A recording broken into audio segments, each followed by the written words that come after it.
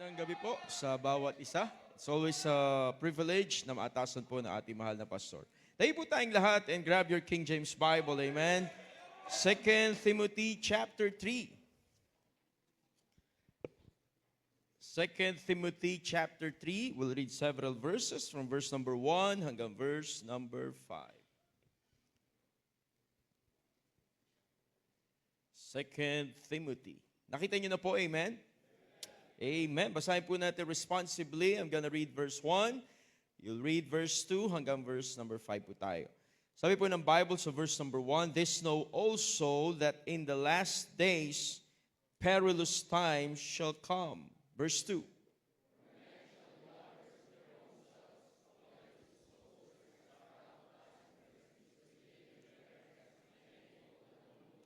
"Without natural affection, truce breakers, false accusers, incontinent, fierce, despisers of those that are good,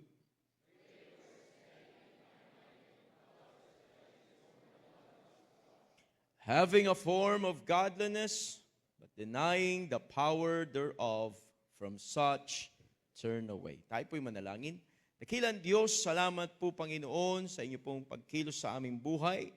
We thank you, O God, for the love that you have given to each and every one of us. Salamat po, Panginoon, sa biyaya niyo sa aming buhay.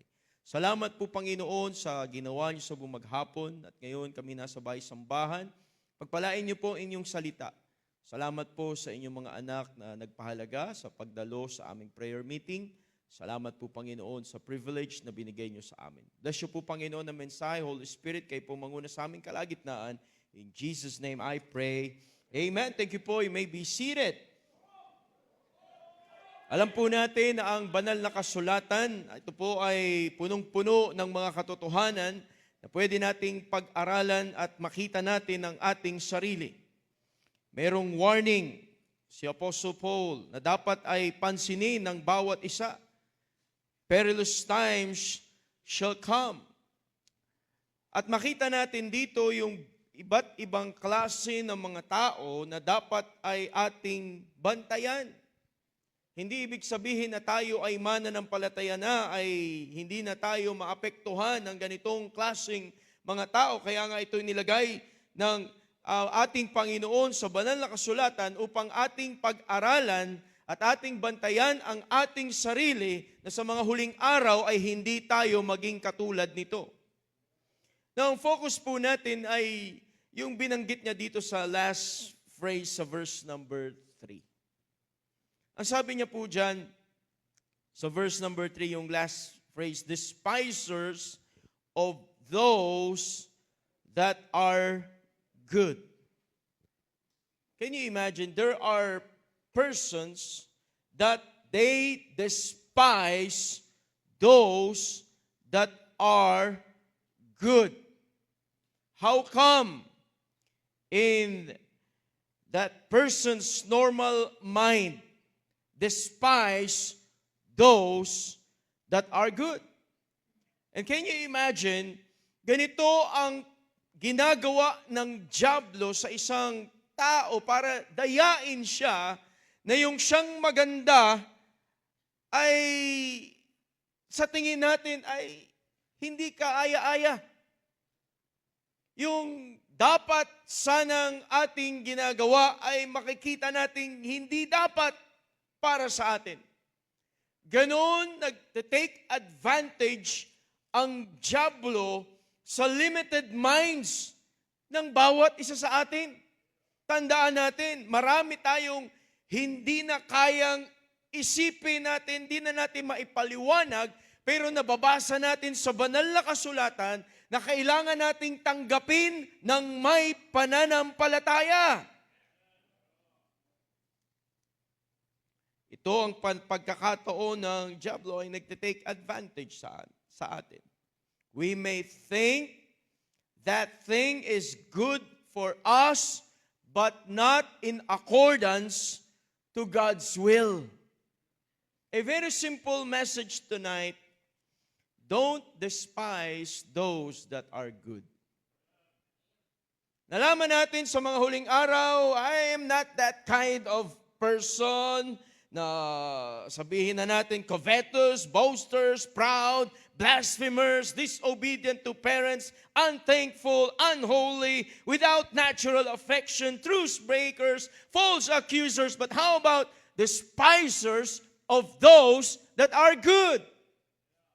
This is just a simple reminder, don't despise those that are good. Now, the word despise simply means yung ikaw ay mamuhi, matahin, alipustahin, masuklam, hamakin. Can you imagine? Magkakaroon ka ng strong dislike. Ayaw na ayaw ko. Pero dapat ay pansinin mo. You're going to regard as unworthy. Can you imagine? Nakita ng Panginoon yun at pinasilip sa atin na sa mga huling araw, there are persons, despisers of those that are good. Three simple things tonight. Tatlong bagay na dapat ay hindi natin dinidespise. Number one, God is good. God is good. Can you imagine, merong mga tao na kaya na nilang hamakin ang Diyos. Hindi sila maniniwala na mayroong Diyos. Hindi nila kayang tanggapin na ang Diyos na meron tayo ay binigyan tayo ng privilege na pumili ng tama sa mali. Na iniisip nila kung totoong Diyos, dapat ang ginawa niya, lahat na lang ay mabuti, lahat na lang ay tama, wala sanang naghihirap, wala sanang nagugutom, wala sanang may problema. At kaya nilang hindi paniwalaan ang Diyos.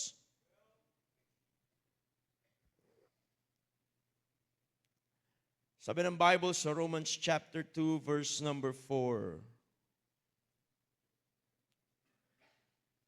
Or despisest thou the riches of his goodness and forbearance and long-suffering, not knowing that the goodness of God leadeth thee to repentance? Naisip po ba natin kung saan tayo dinala dahil mabuti ang Diyos sa atin? Ang sabi nila, grabe ang Diyos. Naglikha na siya ng tao, naglikha pa ng impyerno para ang tao napahamak doon. Nasaan ang pag-ibig ng Diyos? Can you imagine? Hindi nila nauunawaan. Mas kakayanin pa nila na i-despise ang Diyos na nagmahal para sa bawat isa sa atin. Ang dahilan kung bakit nabago ang buhay natin ay dahil sa kabutihan ng Diyos. God is good all the time. And all the time, God is good. Sabi ng iba, bakit ganitong nangyayari sa akin? Natutulog ba ang Diyos? Siguruhin mo yan. Siguro yung iba dito, kinanta pa yan noon. Natutulog ba ang Diyos? Pero hindi natutulog ang Diyos. Siya'y buhay, nandoon sa langit. Can you imagine? Dapat nating pasalamatan ang Diyos natin. Psalms 37, 34. Napakaganda na mabasa natin mula sa salita ng Diyos. Anong sinasabi ng Biblia patungkol sa Kanya? Psalms chapter 34. Verse number 8. Ang sabi ng banal na kasulatan, O taste and see that the Lord is good. Ito ba'y nalasap mo na? Ito ba'y nakikita mo sa buhay mo? At nananamnam mo at pag pinag-isipan mo talaga, wow, napakabuti ng Diyos sa aking buhay. Hindi ako yung tao na sinasabi niya, despisers of those that are good. I believe in my heart that God is good in my life. Psalms 119. Psalms 119 verse number 67. Sabi ng Bible, before I was afflicted, I went astray. Alam niyo po, masarap pag binabasa natin yung Bible, tingnan natin sarili natin. Nakikita natin na, ako yan ah. Before I was afflicted, I went astray, but now have I kept thy word. Thou art good, and doest good. Teach me thy statutes. The proud have forged a lie against me, but I will keep thy precepts with my whole heart. Their heart is as fat as grease, but I delight in thy law. It is good for me that I have been afflicted, that I might learn thy statutes. Kahit anong pinagdadaanan mo, still, God is good. He is good for me. Can you imagine yung pinagdadaanan ng bawat mananampalataya ay hindi pwedeng magsabi sa ating walang Diyos. Dahil siya mismo ang nagtuturo sa atin kung paano siya nagpapakilala at makapangyarihan sa ating buhay.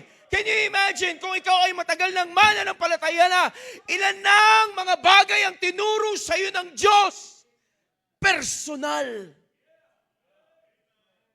Every time nakikinig tayo ng mensahe ng ating pastor, sinasabi natin, meron tayong confirmation, sinasabi, tama yung sinasabi ng salita ng Diyos. Para sa akin yan, tama, ganyan na ganyan ang nangyayari sa aking buhay. At meron akong patotoo. I have a personal testimony that God is good in my life.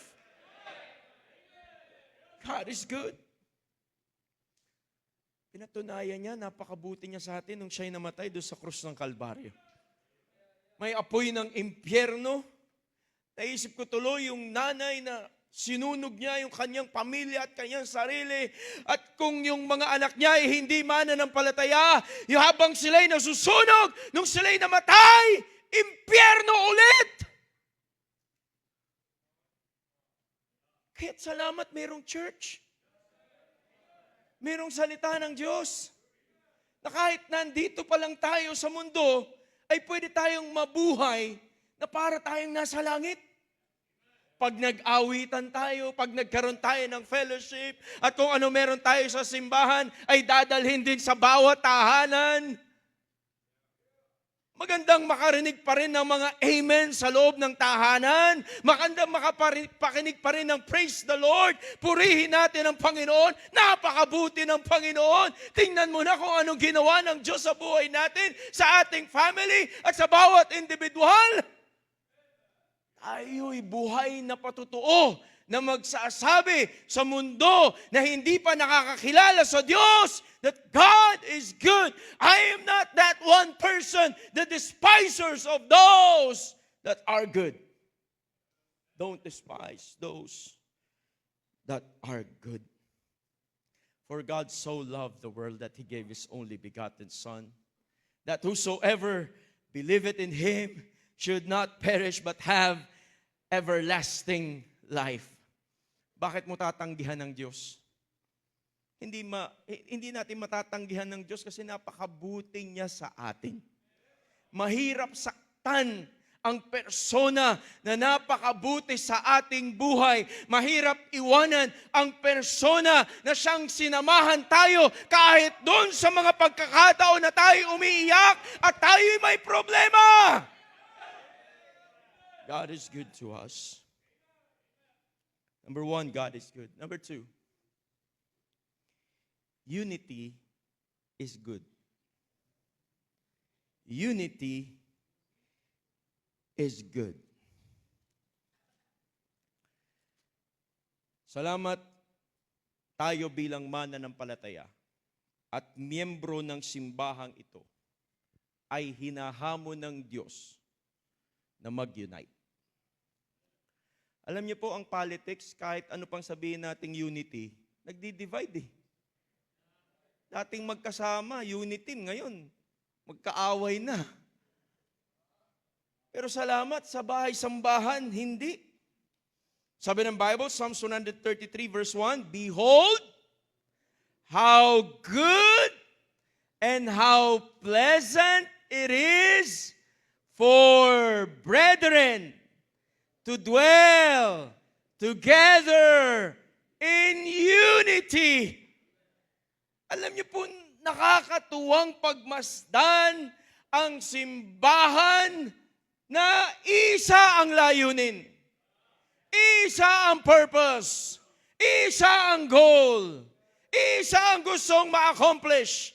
Salamat, merong tayong hamon mula sa salita ng Diyos. Behold, how good and how pleasant it is for brethren to dwell together in unity. Can you imagine 46 years preaching the gospel that only Jesus saves? Ilang anniversaries na ang nakita natin kung paano mag-accomplish ang Diyos sa ating simbahan because of the unity of the brethren. Nakita natin yung sama-samang effort ng bawat isa, ng bawat area, ng bawat pamilya, ng bawat individual. Kaya nga ang hamon ng ating pastor, sama-sama tayong magpatuloy sa biyaya ng Diyos.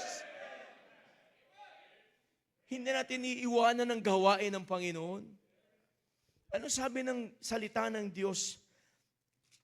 How good and how pleasant it is for brethren to dwell together in unity. It is like the precious ointment upon the head that ran down upon the beard, even Aaron's beard that went down to the skirts of his garments.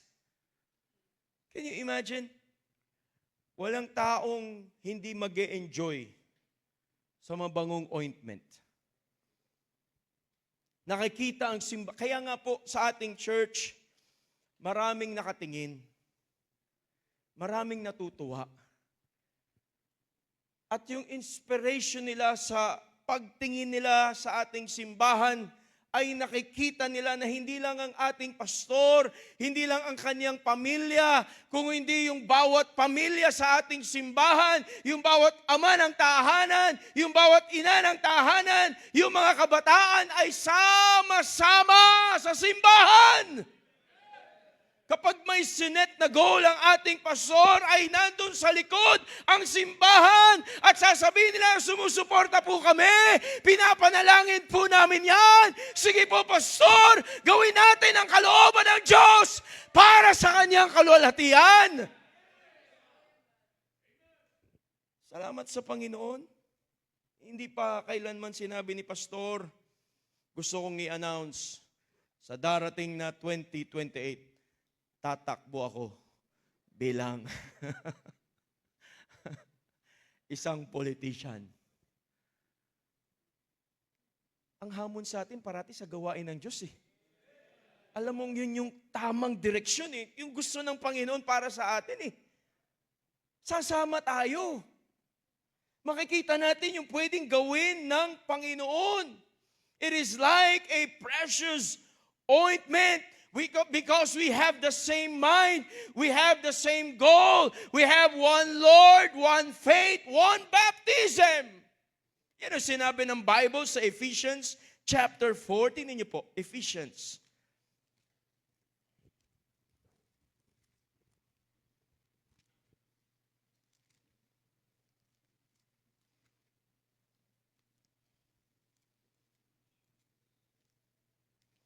Ephesians chapter 4 verse number 5. Nakalagay po yan dyan. One Lord, one faith, one baptism. Ang pinatutukuyan po nito ay simbahan. Can you imagine, sabi niyan sa verse number 16, from whom the whole body fitly joined together and compacted by that which every joint supplieth, according to the effectual working in the measure of every part, make it increase of the body unto the edifying of itself in love. What a great blessing for our church. Na makita natin tayo hinahamon. Salamat, meron tayong mga area captains. Salamat, meron tayong mga group leaders. Meron mga area members. This coming Sunday, we are looking forward to get more visitors. We are looking forward na merong susunod sa tubig ng bautismo. United. Kaya nga meron tayong nalalapit na ministry involvement conference. Parang bawat isa ay magkaroon ng pag-iisip, I want to get involved in the ministry of the church. At ang warning ng Panginoon sa bawat isa ay makikita natin. Tingnan niyo po sa Romans chapter 16. Romans chapter 16, verse number 17. Now I beseech you, brethren, he's talking to the believers. Mark them which cause division and offenses contrary to the doctrine which ye have learned, and avoid them. Napakahalaga po ng mga sinabi niya dito. Contrary to the doctrine which ye have learned. For they that are such serve not our Lord Jesus Christ, but their own belly. And by good words and fair speeches deceive the hearts of the simple. Salamat sa ating simbahan. Ang layunin natin dito, ang objective natin dito ay hindi pang personal, kung hindi para sa Panginoon. Ba't tayo umaawit? Para sa Panginoon. Ba't tayo nag-usher? Para sa Panginoon. Ba't tayo nagtuturo sa Sunday School? Para sa Panginoon. Ba't tayo nagbibigay? Ba't tayo nagsusuporta sa gawain ng Panginoon? Para sa Panginoon. Hindi personal agenda. Can you imagine yung expression pa ng Panginoon sa kanila? Ginagawa nila yan hindi para sa Panginoon, but their own belly. Para sa kanilang sariling tiyan. Alam niyo po, ito ay matinding warning. Kapag ka merong tao na ang dahilan niya lang at purpose niya ay para lang sa sarili niyang tiyan. Kaya yung sinasabi, okay na yan, lamang tiyan din yan. Delikado yung mga ganyan. Kahit ano na lang, kakainin yan. Mapapahamak na yan.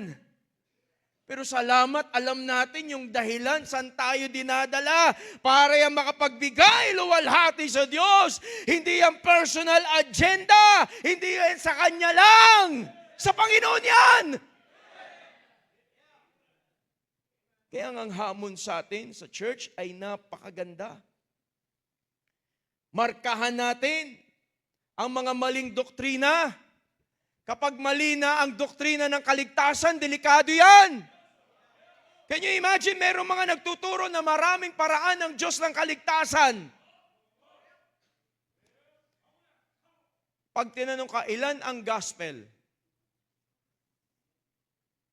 Sa atin pa naman na pinapangaral natin ang gospel.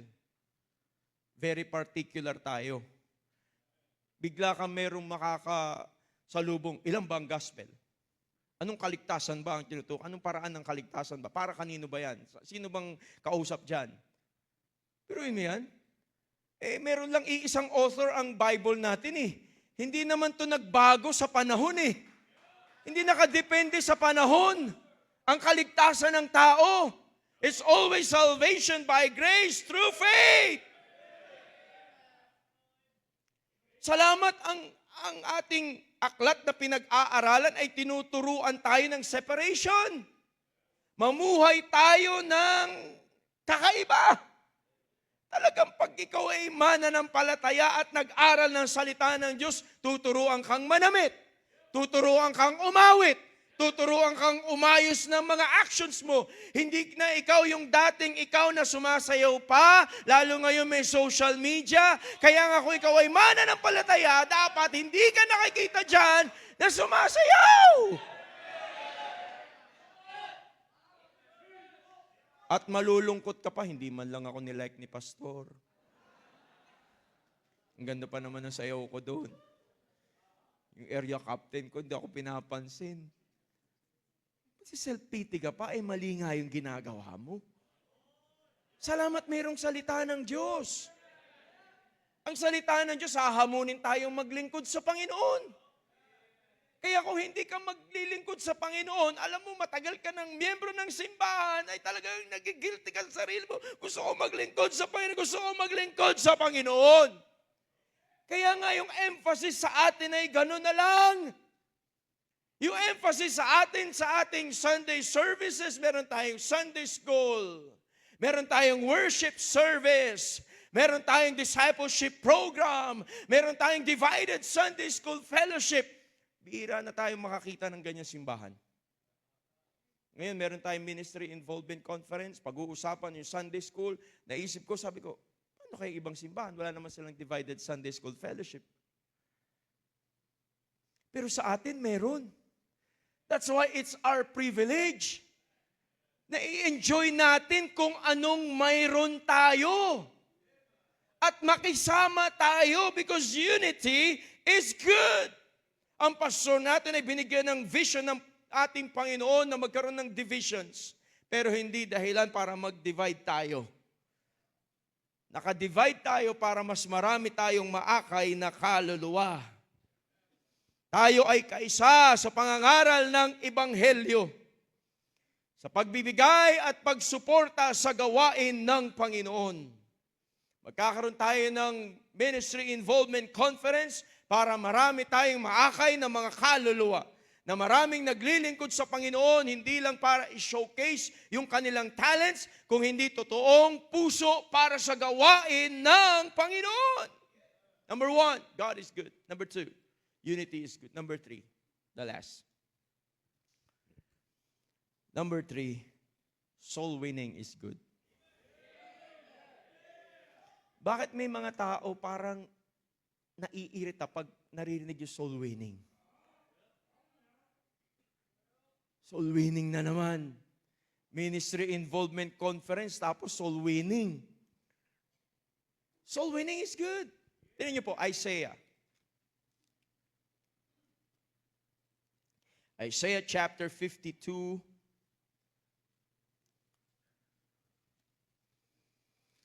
Verse number 7.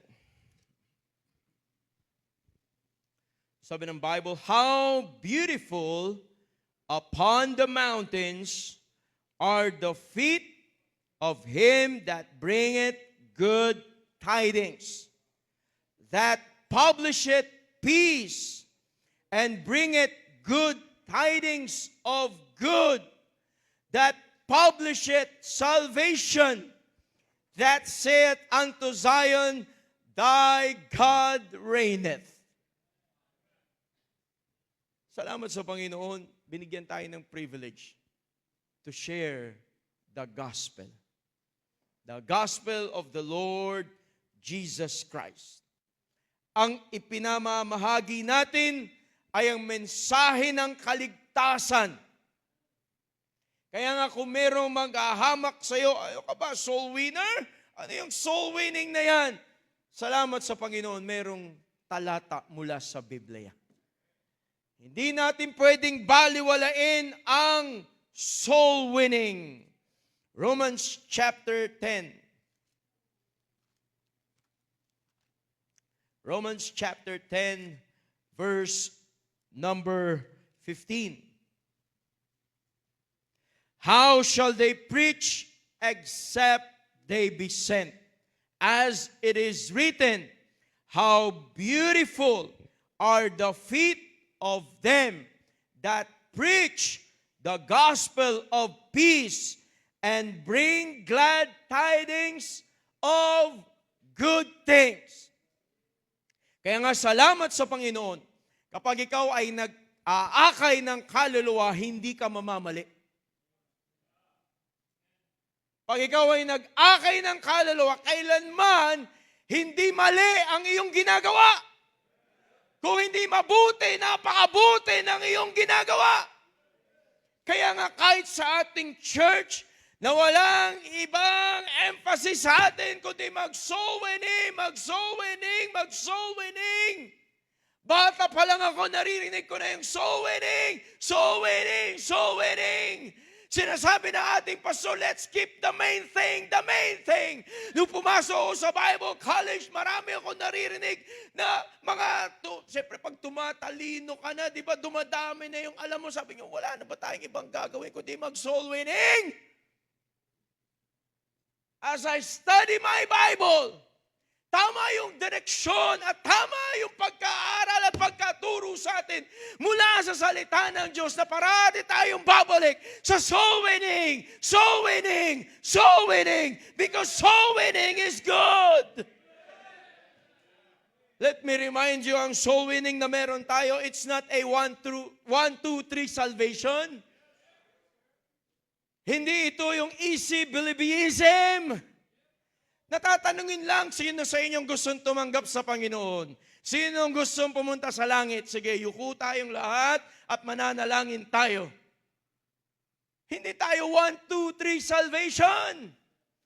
Bago natin i-present sa kanilang langit, dinadala muna natin sila doon sa impyerno. Nauunawaan nila na ang tao bilang makasalanan ay napapahamak patungo doon sa impyerno. Pero salamat sa regalo ng Diyos na buhay na walang hanggan. Sa magitan ng ginawa ng Panginoong Kristo doon sa krus ng Kalbaryo, siya'y namatay, nilibing at nabuhay na muli. Para sa iyo at para sa akin. Na kung ikaw ay sasampalataya at aaminin mo sa sarili mo na ikaw ay makasalanan at tatanggapin mo sa sarili mo na kailangan mo si Kristo, ngayon mismo tumanggap ka sa Kanya. That if thou shalt confess with thy mouth the Lord Jesus and shalt believe in thine heart that God hath raised him from the dead, thou shalt be saved. For with the heart man believeth unto righteousness, and with the mouth confession is made unto salvation. Salamat, ang sarap mag-soul winning. Ang sarap mag-akay ng kaluluwa. Lalo pat alam mong binigyan ka ng kapangyarihan ng Diyos. Binigyan ka ng authority ng Diyos. Na marami nagsasabi, meron ba kayong authority mangaral at bubuksan mo sa Kanya yung Great Commission at sinabi ng Panginoon, go ye into the world and preach to every nation. Kahit sino. Salamat, tayo naniniwala sa confrontational soul winning, door knocking, person to person, aggressive soul winning. Ang mga miyembro nga ng CBBC ay parang mga bulldog. Yung gusto ko pong bigay sa inyo to, libreng babasahin. Teka, may pupuntahan ako. Sakto, dun din po ako papunta. Sige po, pwede ko pong ibahagi sa inyo yan. Hindi mo talaga pinapakawalan, di ba? Makukulitan na lang. Sige na nga, i-share mo na nga yan. Saglit lang ha. Opo, 10 minutes lang. At mag-i-end up, magpapasalamat siya, matutuwa, salamat at binahagi mo sa akin yan. Sino masaya? Yung soul winner. May problema ka, may iniisip ka, kulang yung pamasahe mo sa bulsa, pero sa'yo mabuti na lang na kapag akay ako ng kaluluwa, iba talaga pag soul winner. Soul winning is good. Masaya ang simbahan natin because of soul winning. It is always a salvation by grace through faith. Psalms 126. I love this verse. Psalms 126, verse number 5. They that sow in tears shall reap in joy. He that goeth forth and weepeth, bearing precious seed, shall doubtless come again with rejoicing. Can you imagine the visitors we have last Sunday? Umuwi, masaya ang mga mananampalataya. Tinitingnan mo yung bisita mo, sabi mo, kamusta ang pag-attend mo sa Christian Bible Baptist Church? At sinabi nila, babalik ulit ako next Sunday. Masaya sa inyong simbahan. Tumanggap ako sa Panginoon. Sumunod ako sa tubig ng bautismo. Can you imagine yung dinadala ng mga mananampalataya? Hindi ibig sabihin kasama ka sa soul winning ay wala kang iniisip na isasaing, ilulutong ulam, labahin, problema, trabaho, pressure. Pero sabi mo, meron ako responsibility as a soul winner for the Lord Jesus Christ. Mag-aakay ako ng kaluluwa. At makikita mo, sasabihin mo, hindi sayang na ako ay nag-involve sa soul winning. Yung kagalakan na meron ng isang soul winner ay hindi natin pwedeng ipagpalit. Especially dahil sa pagiging soul winner mo ay nawin mo ang family mo, nawin mo ang asawa mo, nawin mo ang mga anak mo, nawin mo ang mga mahal mo sa buhay, nawin mo yung mga taong sobrang nagpapasalamat sa iyo ngayon dahil ikaw ay ginamit ng Diyos to reach somebody for the Lord Jesus Christ. Tuwan-tuwa ako kanina sa testimony ni Tatay Elpidio. Binaston, sinakal, kinagat ng aso. Sabi niya, ang sarap mag-soul winning. Saan ka makakita niyan? Pinakita pa sa amin yung sugat. Ito nga yung sugat. Ang haba nung karayom na tinurok sa akin, dinala ko sa RITM. Kaya kapatid, ang sarap mag-soul winning. Saan ka makakita yan? Kinagat na ng aso, sinakal na, binaston na, pero mag-aakay pa rin ang kaluluwa. Why? Because soul winning is good. Salamat, hindi nagsawa ang pulpito ng Christian Bible Baptist Church. Salamat, nasa puso pa rin ng ating pastor na mag-akay ng mga kaluluwa. Kahit pinuntahan ang Hong Kong para maraming maligtas. Paano kung walang outreach doon? Paano kung walang soul winning? Nasaan tayo? Paano kung hindi emphasis ng church ay preaching ng gospel? Nasave ako, bata pa ako pero maraming beses akong nakaupo dyan sa pew. Nakakapit ako, sabi ko, ayaw ko pumunta sa impyerno. Ilang preaching ang aking napakinggan at pinreach ang gospel. Mga Sunday school teacher na nagturo ng gospel preaching, soul winning. Lalo pa pag tinanong ka, sino yung naaalala mong taong na-win mo? Mag-iisip ka, sino nga yun? Sino yung unang kaluluwang na-witnessan mo? Sino yung na-witnessan mo ngayong week? Sabi mo, wow, buti na lang meron kaming ganitong simbahan. Salamat, merong simbahan na aktibo sa pag-aakay ng kaluluwa, hindi nagsasawa, meron tayong schedule at bawat individual ay merong responsibility. Kahit anong puntahan natin, reunion man yan, birthdays man yan, Bible study man yan, parati natin pinapasok ang gospel preaching. Why? Because soul winning is good. Soul winning is good. Kung meron man magsasabi, wala na ba kayong ibang alam kundi soul winning? Sabihin natin, bakit hindi nyo rin subukan? At kayo rin ay mag-enjoy sa paglilingkod sa Panginoon. Salamat. Nakita natin dito sa 2 Timothy, despisers of those that are good tonight. Don't despise those that are good. God is good. Unity is good. Soul winning is good. Because of soul winning, dinala tayo sa tamang simbahan. Because of soul winning, naayos ang buhay natin. because of soul winning, naayos ang pamilya natin. Bakit natin iiwanan tong gawain na ito?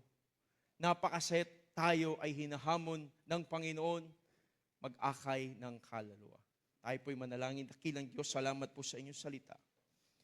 We thank you, O God, that in the last days, you have reminded us, those persons, despisers of those that are good. But we're so thankful that we have a church, we have your word, we have a pastor who kept on teaching us, inspiring us to keep those things that are good. Salamat po, Panginoon, sa inyong pagkilos sa aming buhay. Binago nyo kami at hinahamon na maglingkod sa inyo. Patawad po sa amin.